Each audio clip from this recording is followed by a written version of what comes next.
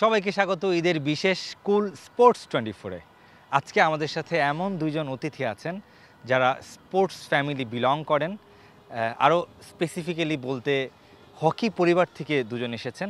বাবা hockey player ছিলেন এবং দুই ভাই দুজনই বিভিন্ন সময় জাতীয় এবং বয়সভিত্তিক দলে হকিতে বাংলাদেশের প্রতিনিধিত্ব করেছেন। আমাদের সাথে আছেন রাসেল মাহমুদ জিমি, সবাই তাকে চেনেন, এবং পাশাপাশি তার সহোদর আছেন খালেদ মাহমুদ রাকিন। দুজনকেই স্বাগত আমাদের আজকের বিশেষ আয়োজন। ধন্যবাদ। শুরুটা করতে চাই রাকিনকে দিয়ে। আপনার এই হকিতে আসার পেছনে কে সবচেয়ে বড় ভূমিকা পালন করেছে, বাবা নাকি ভাই? কাকে দেখে আপনার হকিতে আসা? বাবা তো কোচ ছিল, ভাইকে দেখেই আসে আমার। জিম ভাই যখন বিগ স্পিতে ভর্তি হয় এবং যখন ঢাকা মাঠে খেলতে আসে, তো আমি খেলা দেখতে আসি বাবার সাথে। তখন তো একটা আগ্রহ হয় যে আমিও বিগ স্পিতে ভর্তি হব এবং হকিতে আমিও খেলব। জি, এই হকির পথ চলাটা আমি যেটা জানতে পারলাম যে বয়সভিত্তিক দলে খেলেছেন, জাতীয় দলে এখনও সেই সুযোগটা হয়নি, যদিও ক্যাম্পে ছিলেন বিভিন্ন সময়। আলটিমেট ডেস্টিনেশন বা গোলটা আপনার কি? আমি বিগ স্পি থাকাকালীন আন্ডার 16 খেলেছি সিঙ্গাপুরে, ওখানে আমরা চ্যাম্পিয়ন হয়েছি।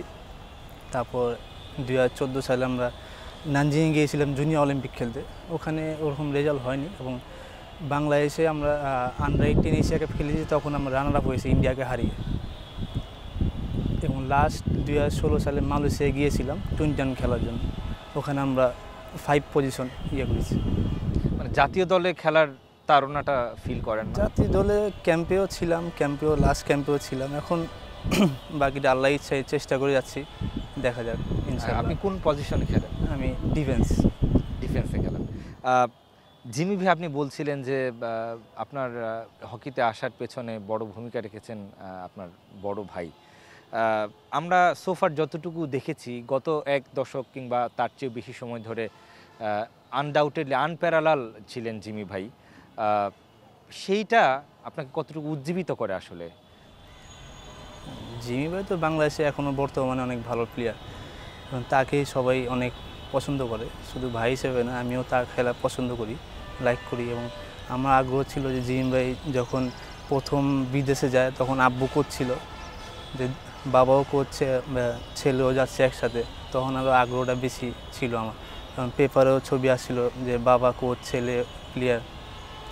ওখান থেকে আমার আগ্রহ আরও বেশি বেড়ে গেছে যে আমি একদিন ন্যাশনাল টিমে খেলবো দুই ভাই একসাথে। আমার বাবারও ইচ্ছা ছিল, তা আশা করি সামনে ইনশাল্লাহ আশা পূর্ণ হবে, দুই ভাই একদিন ইনশাল্লাহ ন্যাশনাল টিমে খেলবো। এইটা কেমন অনুভূতি হয় যে একই পরিবারের সবাই একই ধরনের খেলা খেলছে এবং একেবারে জাতীয় পর্যায়ে তারা নিজেদের স্বাক্ষর রেখে যাচ্ছে? প্রাউড ফিল করে যে একই পরিবারের আমরা অনেকেই হকি প্লেয়ার, এর মধ্যে আমরা দুই ভাই, আমরা আরও অনেক ভাইরাও খেলছে, কিন্তু ন্যাশনাল লেভেলে ইন্টারন্যাশনাল লেভেলে আমরা দুজন খেলতেছি। আমার বাবাও এটা দেখে গেছেন, জুনিয়র টিমেও খেলছে, অবশ্যই ভালো প্লেয়ার, অনেক ভালো খেলে। তা আমি চাই যে ও নিজের যোগ্যতা বলে যাতে ন্যাশনাল টিমে আসে।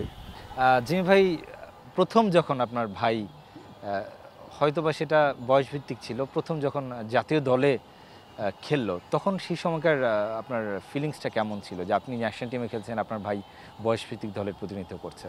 এটা অবশ্যই একটা আনন্দের, কারণ সারা জীবন থেকে গেল যে আমার বাবা ন্যাশনাল টিমের জার্সি পরতো, ওইটা আমার স্বপ্ন ছিল যে ন্যাশনাল টিমের ফ্ল্যাগ আমি এটা বুকে লাগাবো, এবং একটা আলাদা ধরনের ফিলিংস হতো। তখন আমি যখন বিকেএসপিতে ট্রেনিং করি, তখন ন্যাশনাল ক্যাম্প যখন সবাই যেত, তাদের খেলা দেখতাম বসে, যে এরকম আমি কি কখনো খেলতে পারবো।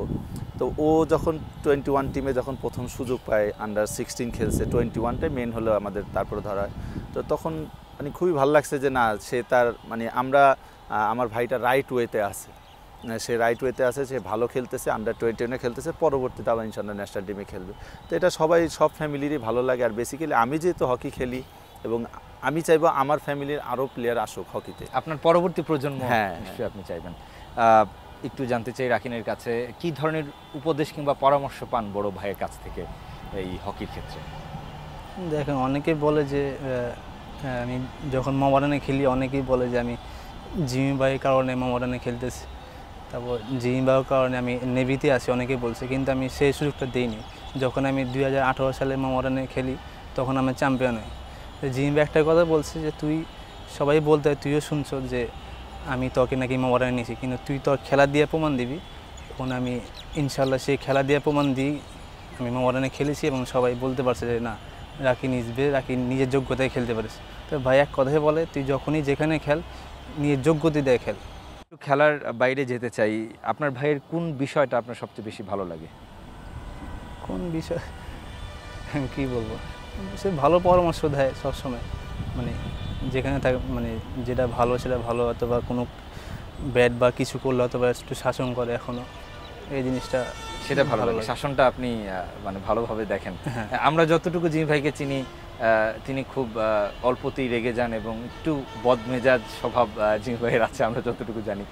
যদি খারাপ দিকের কথা বলি, যে কোন বিষয়টা জিমি ভাইয়ের না থাকলে ভালো হতো, কোনো সাজেশন রাগ আছে তো কিনা? আগে ছিল, তখন আমি ছোট ছিলাম, ওরকম বুঝতাম না।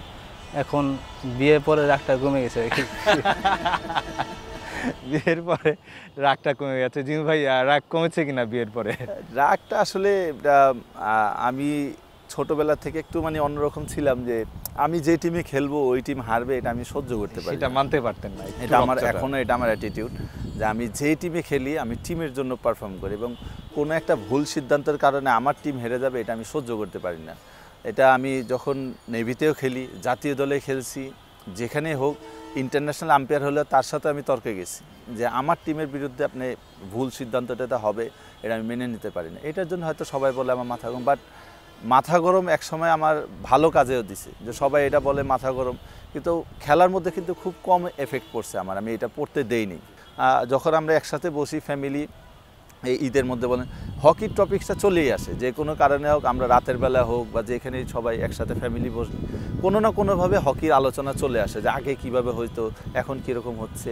তাই ফ্যামিলি, ওই পরিবারটা স্পোর্টসের, তো এখন দেখা যাচ্ছে যে আমার মেয়ে, ওর তো পুতুল নিয়ে খেলার কথা, মেয়ে মানুষ যেটা করে, কিন্তু না, ওর ইচ্ছা হলো ও হকি নিতেছে, ফুটবল খেলতেছে বল দিয়ে, তারও মানে এখনই দেখতেছে তার খেলাধুলা বলের মধ্যেই, কিন্তু তার কিন্তু খেলার কথা হলো পুতুল নিয়ে।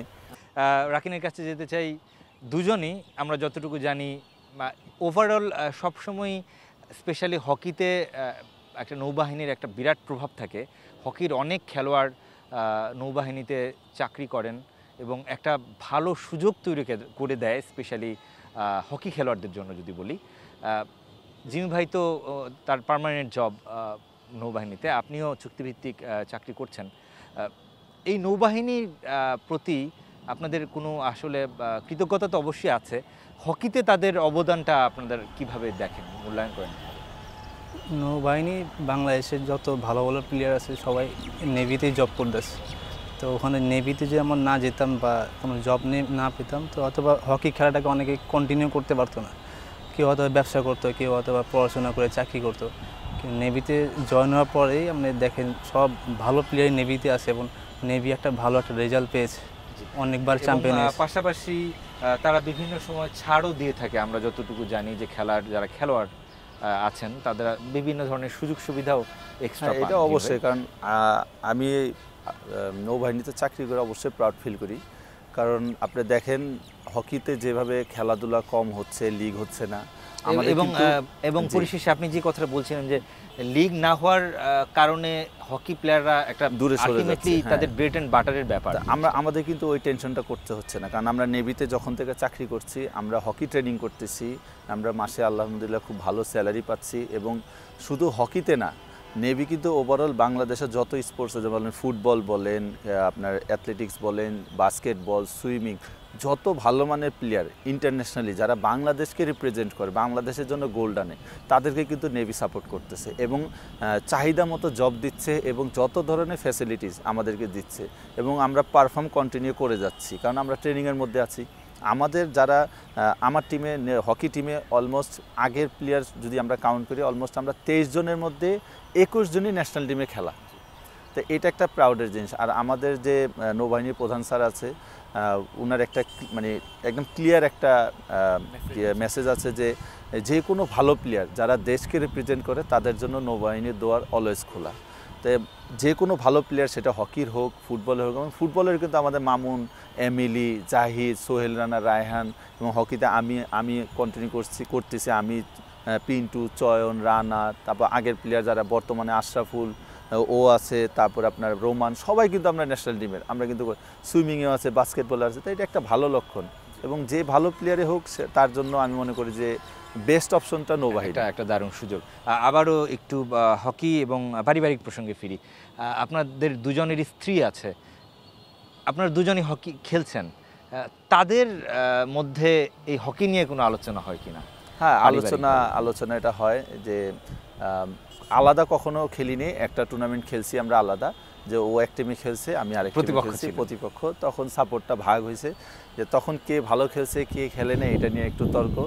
আর এখন যেটা হয় যে যখন আমরা একসাথে খেলি এটা নিয়ে আলোচনা হয়, একই পক্ষে থাকার কারণে একই পক্ষে থাকে। খুব বেশি মনোমালিন্য। আরেকটা হলো যখন কোনো খারাপ নিউজ আছে তখন তারা আমাদেরকে সাপোর্ট করে যে না কিছু না, সামনে ম্যাচ আছে, এটা ভালো হবে, আরও ভালো দিন আসতেছে।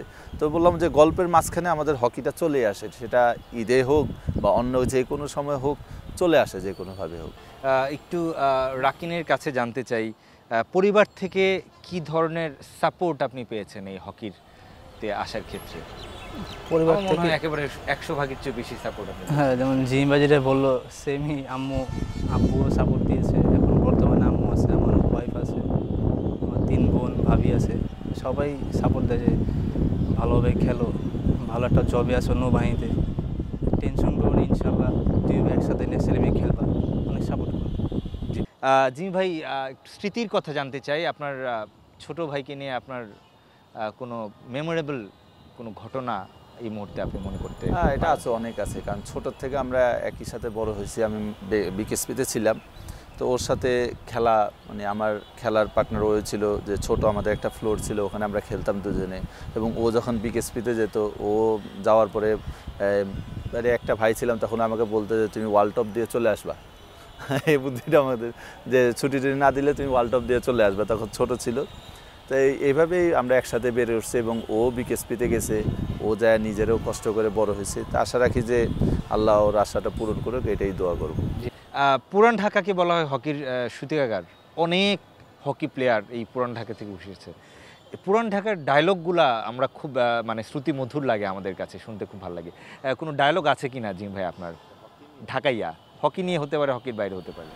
এই ঢাকায় যে এরকমভাবে বলে না যে আরে বেটা, বহুত তো দেখছি, তো বহুত বড় বড় প্লেয়ার কিন্তু আমগো এলাকায় তৈরি হয়েছে, তো আমাদের সাথে এগুলা পেঁচাল পারতে আসিস না। তো এরকম এটা এই মাঠে অনেক দর্শকের গর্ব, হ্যাঁ, এটা সবাই বলে যে ও ঢাকায় বাসায় বলে, আমি যে অনেক দেখছি বেটা প্লেয়ার, আমগো বহুত বড় বড় প্লেয়ার কিন্তু আমগো এলাকায় আছিল, খেলে গেছে, তো আমগো শিখাইতে আসিস না, এরকম একটা ডায়লগ থাকে পুরান ঢাকার।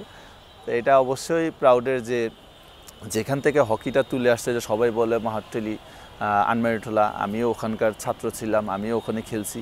তো এটা অবশ্যই প্রাউডের একটা ব্যাপার যে আমার এলাকা ভিত্তিক হকিটা, এবং সবাই এটা ফিল করে।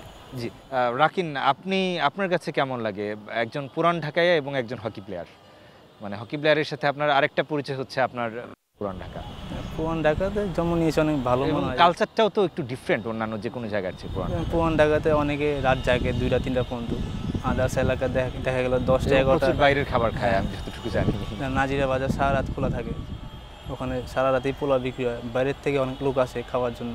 খাবার দাবার নিয়ে কোনো প্রবলেম হয় কি না? কারণ আপনারা যখন খেলাধুলার মধ্যে থাকেন, আপনাদের ডায়েটটা সেরকম ব্যালেন্স করতে হয়, কোনো ঝামেলায় পড়েছেন কিনা কখনো? আমি একটু মেনটেন করে খাই যাতে বডিটা ভালো থাকে, ফ্যাটটা যাতে না আসে। ফ্যামিলিভাবে আমার বডি স্ট্রাকচার আমাদের এরকমই, বা তারপরে একটা যে থাকে আপনার ফ্যাটিক, ওটা যাতে না আসে, ফ্যাট জিনিসটা, এটা আমি একটু মেনটেন করি। আপনাদের দুজনকে অসংখ্য ধন্যবাদ। আমাদের অনুষ্ঠান একেবারেই শেষ হয়ে গেছে। আপনাদের অবশ্যই আপনাদের জন্য শুভ কামনা থাকবে, এবং আপনি তো জাতীয় দলে খেলছেনই, রাকিনও নিশ্চয়ই একটা সময় জাতীয় দলের প্রতিনিধিত্ব করবে। সেই কামনায় শেষ করছি ঈদের বিশেষ কুল স্পোর্টস 24। ভালো থাকবেন, সুস্থ থাকবেন সবাই।